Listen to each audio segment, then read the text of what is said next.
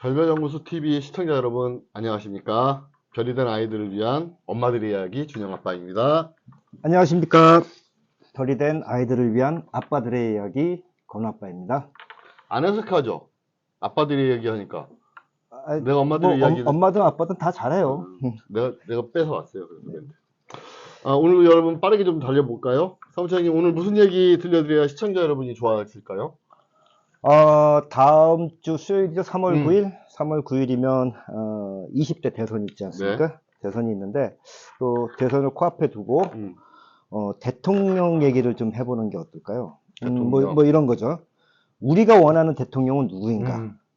뭐 이 정도 될 것 같긴 한데 사실 우리 세월호 가족들, 유가족들에게는 대통령에 대한 진짜 좋지 않은 안 좋은 기억이 너무 많아요. 너무 많기 때문에 뭐 이 대통령 그러니까 대선 얘기를 하면서 뭐 좋은 말이 나올지 뭐 그건 잘 모르겠지만 어쨌든 대통령일 때 박근혜가 대통령일 때 이 멍청함, 그러니까 이 무식함과 무책임 그리고 위기 상황, 국가적인 위기 상황에 대한 무능한 대처, 뭐 이런 이야기를 하면서 현재 이제 20대 대통령 좀 후보가 12분이죠?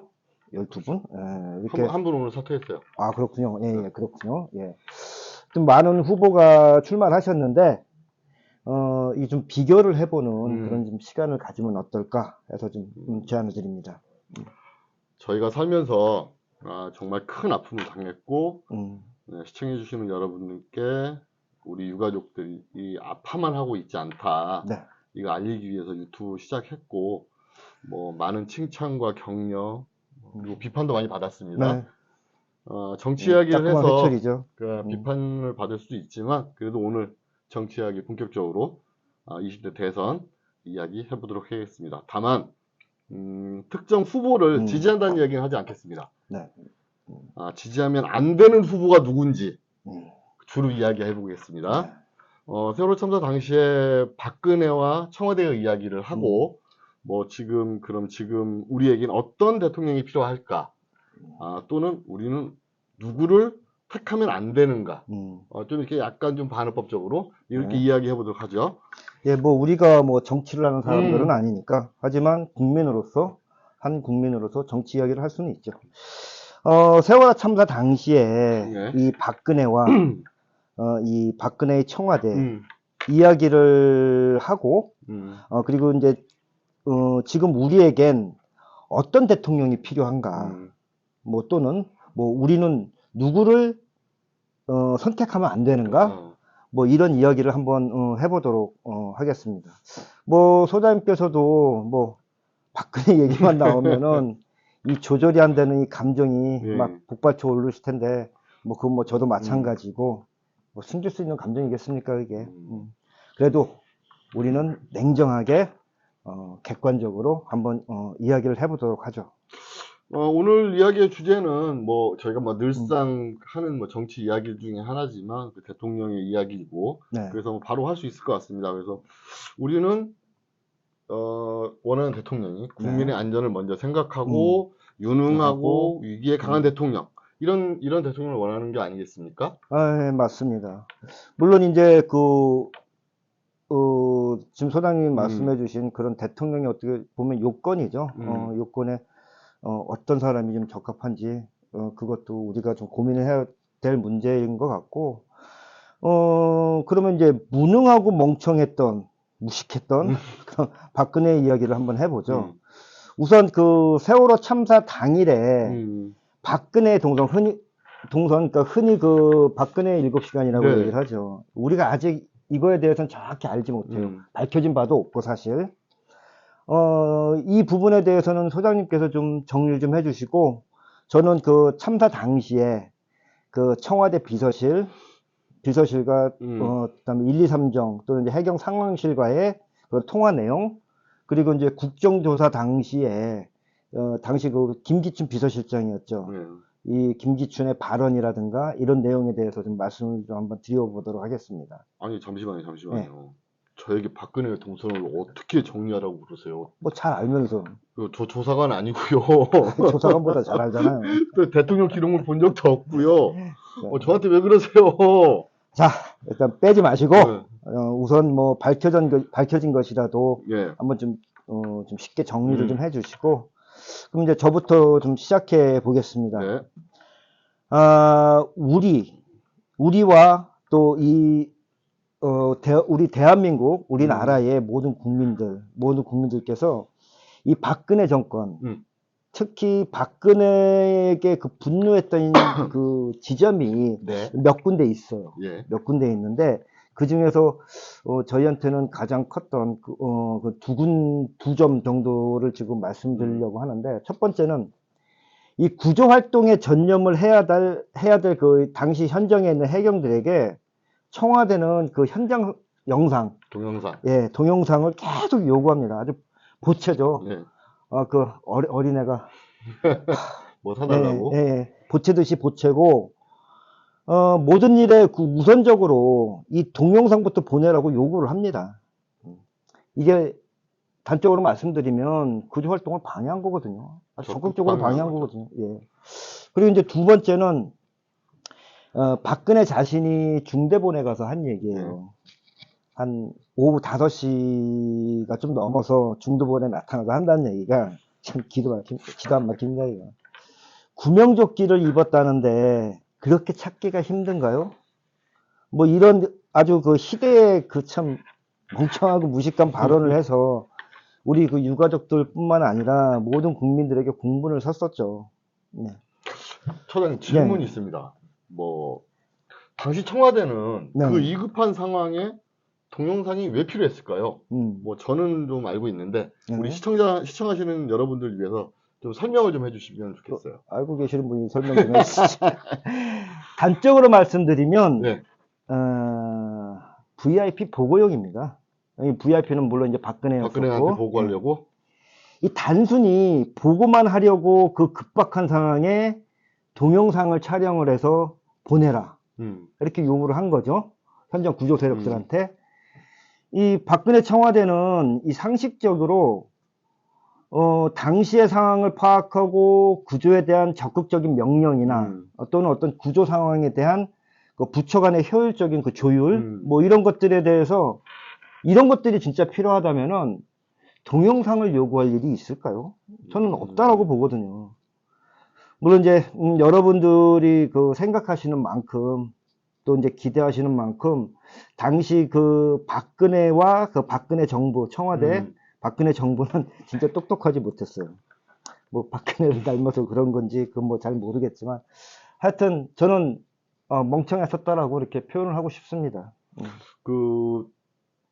좀 시청하시는 시청자분들이 조금 오해하시는 게 뭐냐면 청와대라든지 뭐 높은 고위공직에 올라가면 되게 똑똑하고 현명하고 이런 줄 아시는데 특히나 박근혜 정부 하에서는 이 멍청함이 눈에 보이거든요. 네, 맞습니다.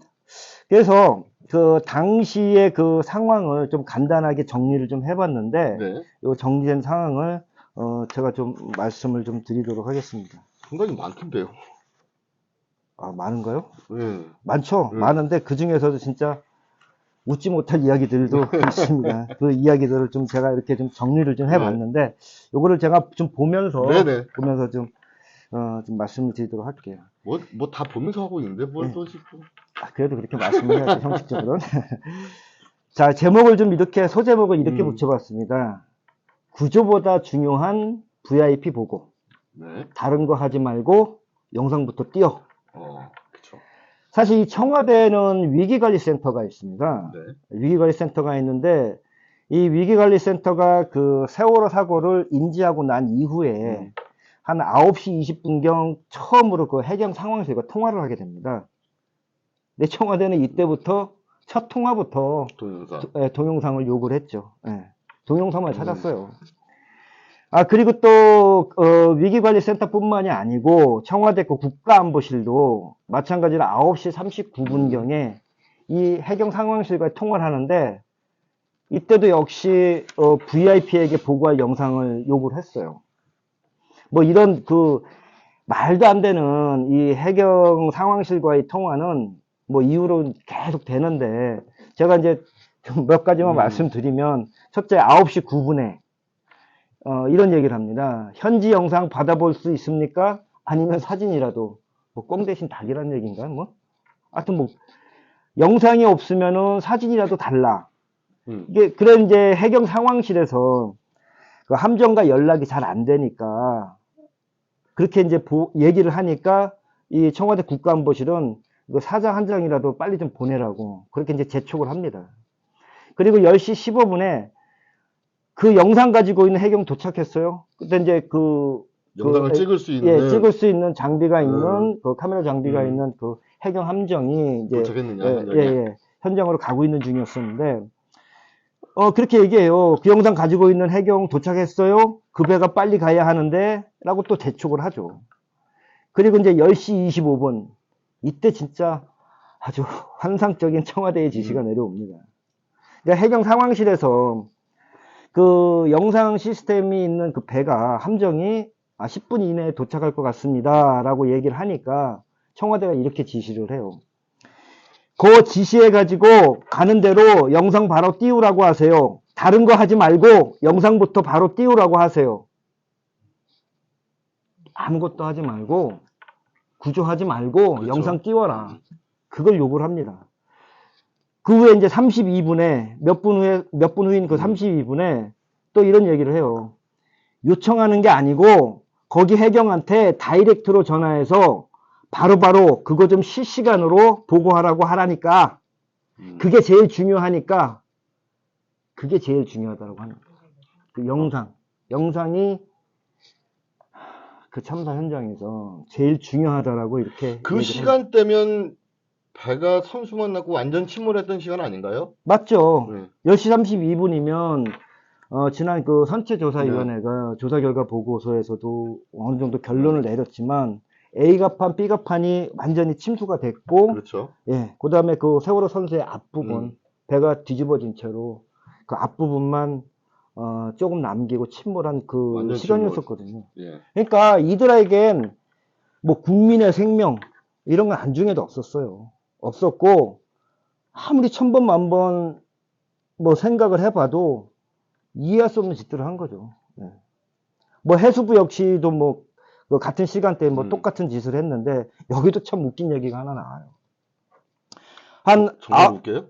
예, 얼마나 웃긴지 한번 들어보십시오. 9시 58분과 10시 이렇게 두 차례에 거쳐서 해경 상황실과 이 해수부가 통화를 합니다.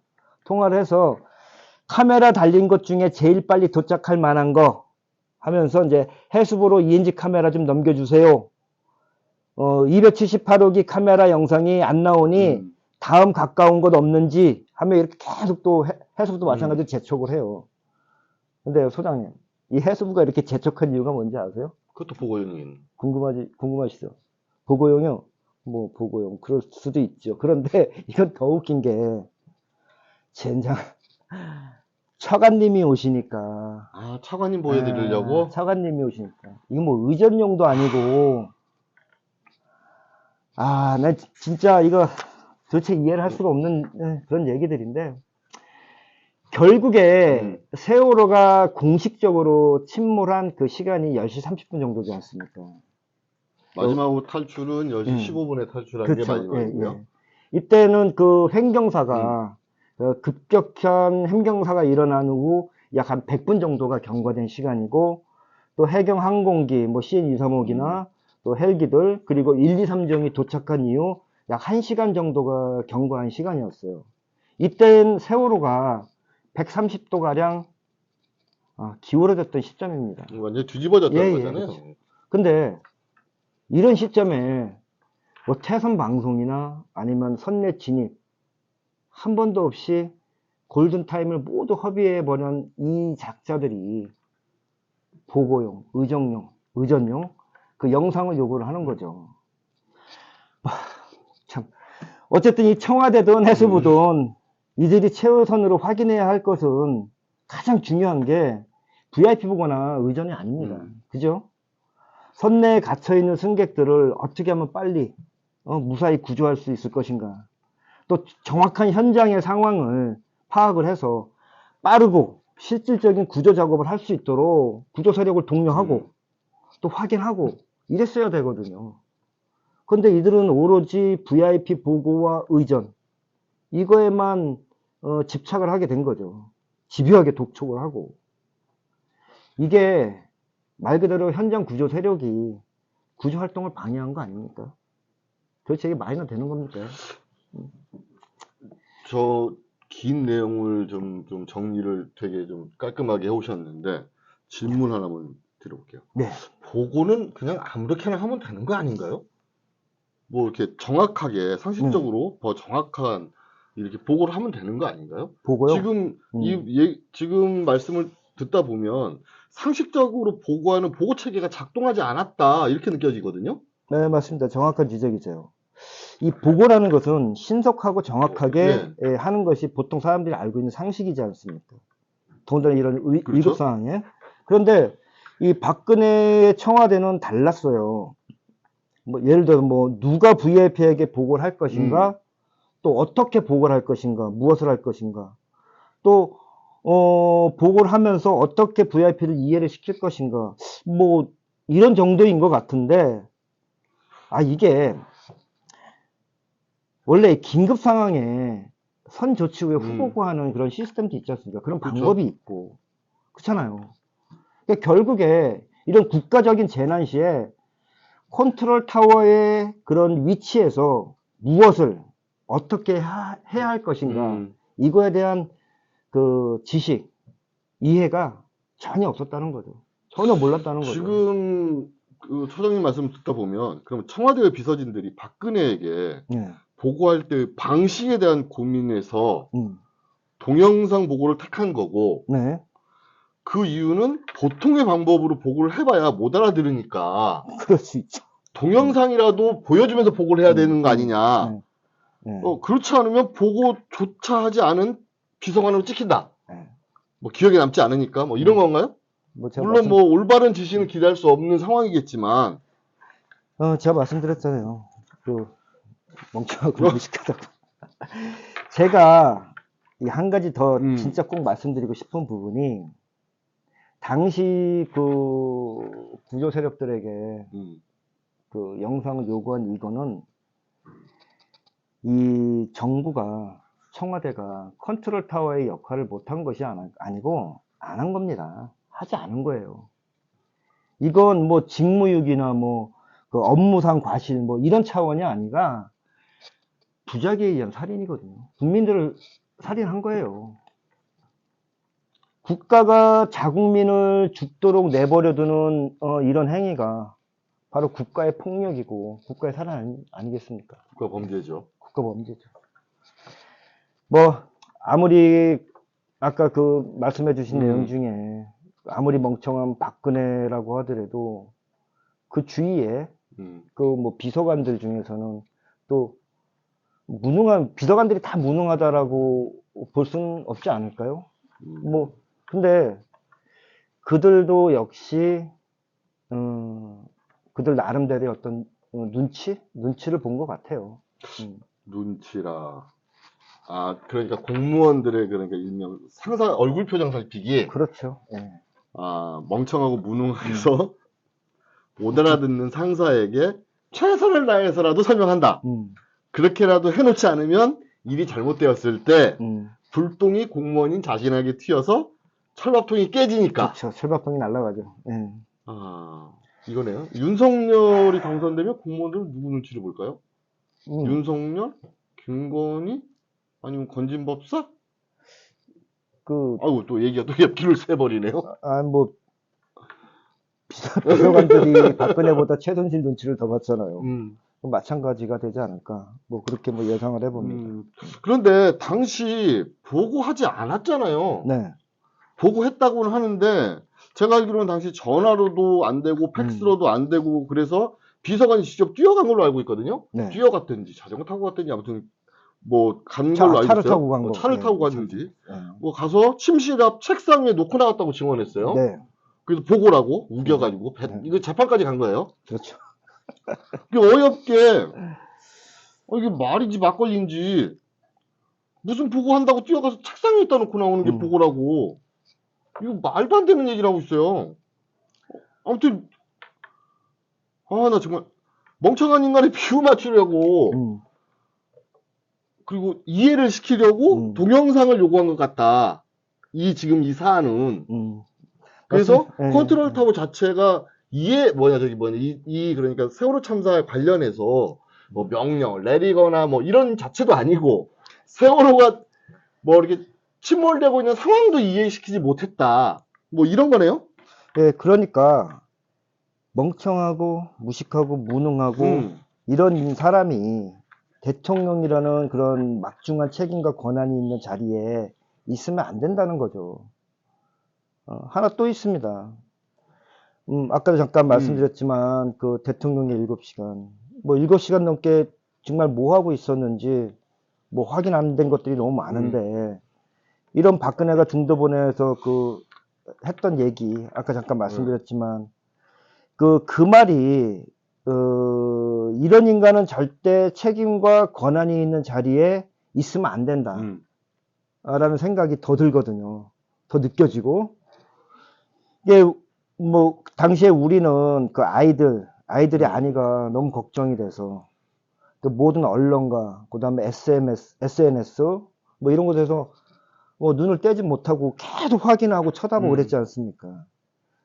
그때 당시에 박근혜가 그 나오는 보도되는 뉴스에 뭐 오보도 많았지만 소위 그 오보라도 그 자막 하나라도 제대로 봤다면 제대로 이해했다면은 아마 이런 말을 할 수가 없었을 겁니다.